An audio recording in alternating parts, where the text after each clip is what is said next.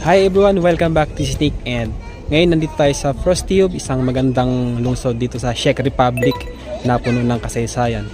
So if you're in history and beautiful architecture, you definitely love this place. So let's explore the historical landmark of Frostube. Tara! Gising sa umaga, ba't ko'y inihanda? At medyo ko, it is time to go itanda.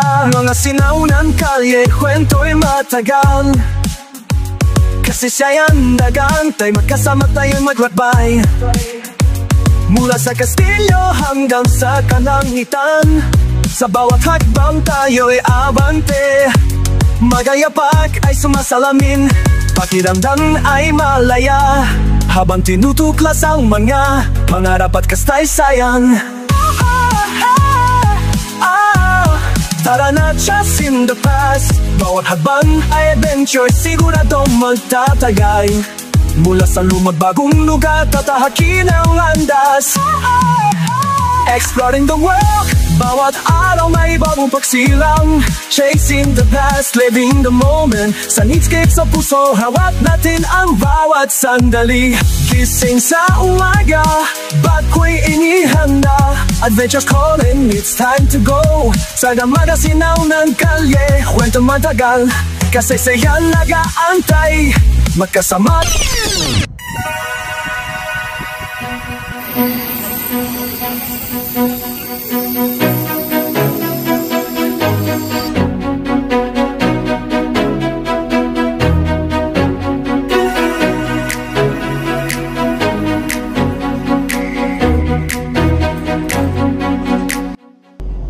So guys, ngayon ay pupunta tayo sa bayan ng Frostube dito sa Czech Republic. Mula dito sa accommodation namin, it takes 15 minutes lang ang biyahe. So abangan nyo guys dahil napakaganda ng lugar na to at isa sa mga heritage na lugar na pupunta natin dito. Sobrang comfy ng mga train, mga bagon nila dito. Mula dun sa dulo, sa gitna, hanggang dun sa pinaka bungad nito. Siguro kung mga 5 katao lang kami naka-book ngayon dito sa train na to. So, sa lawak ng bago na to.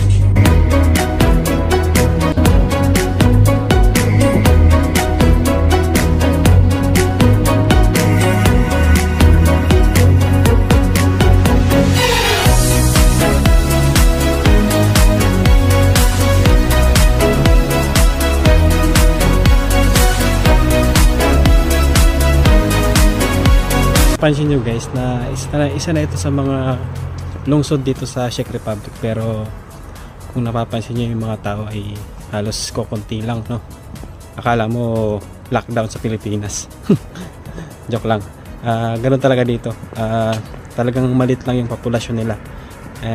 Hindi naman ganun karami yung mga chiske dito sa bansa nila.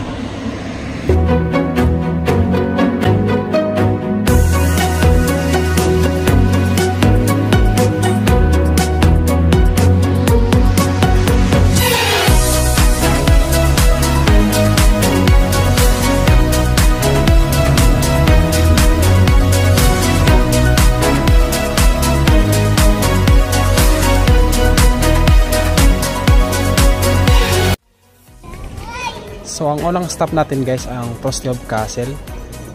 Itong kastilyo na to ay itinayo noong ika-13th century at isa sa pinakamatandang structures dito sa lungsod. Originally it was a fortress, pero ngayon it's a popular site of exhibition, which is isa ng museum ngayon and tours. So sobrang daming makikita dito sa loob guys, at kung may babalik dito sa mga medieval times, makikita mo dito sa loob.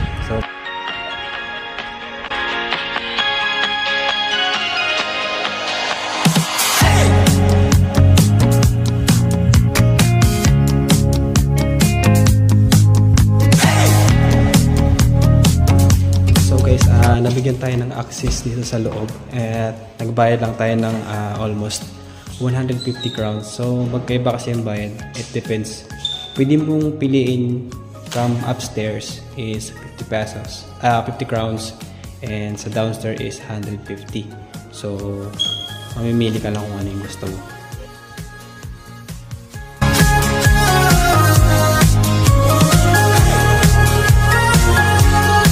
Entrance fee, sulit na sulit. Para kang bumili ng time machine ticket pero walang pagalog at walang laglagan. Plus, walang kasamang alien abductors. Bonus yan.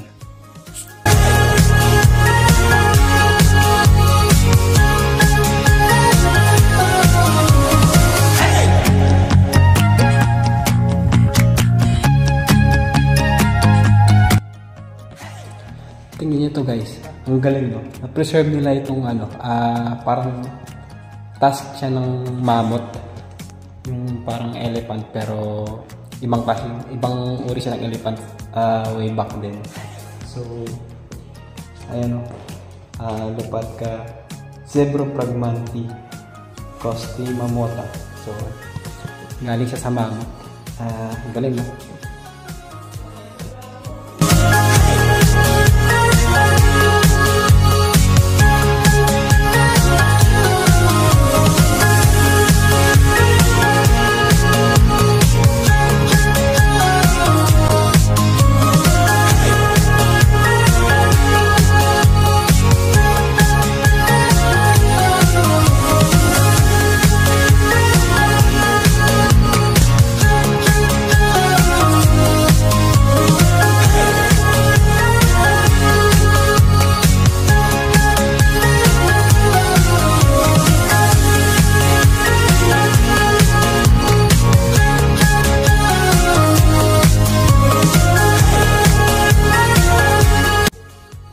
Hail the King!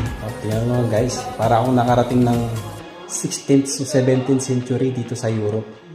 Parang nag-time travel ako way back then, di ba? Tingnan mo naman. Yan o.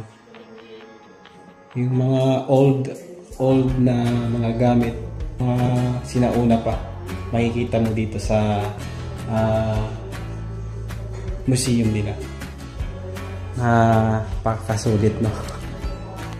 Hindi ko alam kung ano yan, pero parang ano ng baby, parang ganun. So, ayan guys, ayan yung mga makikita natin dito, yung mga lagayan nila ng mga pang ingredients sa kusina. Ayan, so napaka all.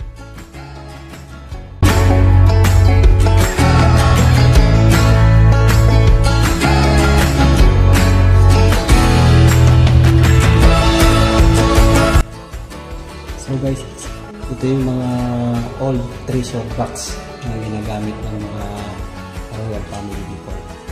So, stig lang, ganda.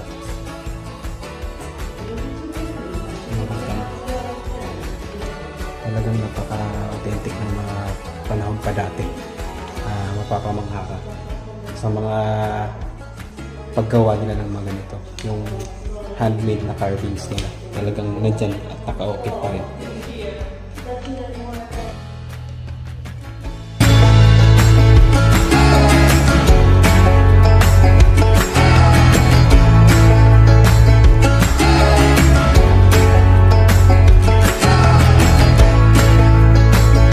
Eto na, art lovers. Mga obra, sure akong may deep meaning. O baka gutom lang yung artist. Pero seryoso, ang talent dito. Next level, bawat stroke, bawat kulay, parang may secret message. Hanapin nyo lang kung may Where's Waldo vibe.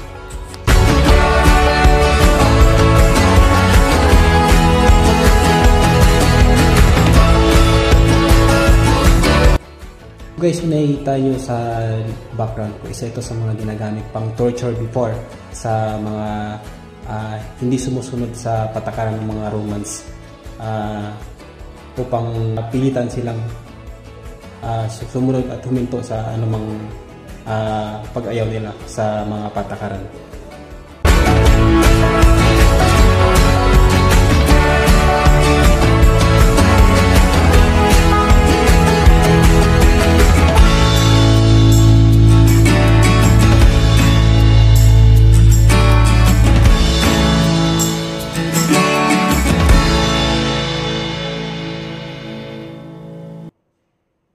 So napakaraming pupunta natin dito sa museum dito sa Corostio at marami tayong malalaman about sa mga nakaraan na mga nangyari. So kung iikutin mo lang itong buong castle eh talagang mind-blowing. Ang dami mong pwedeng puntahan at mapapatanong ka talaga kung ano.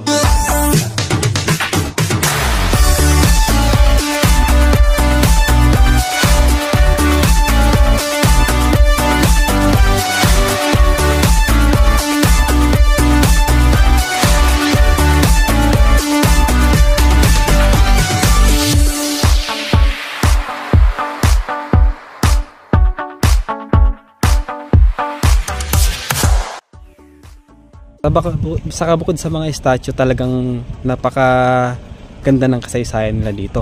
So talagang maiinganyo ka talagang mag-explore. Tanungin natin taga rito. Pre, anong masasabi mo sa lugar nyo? Ayun.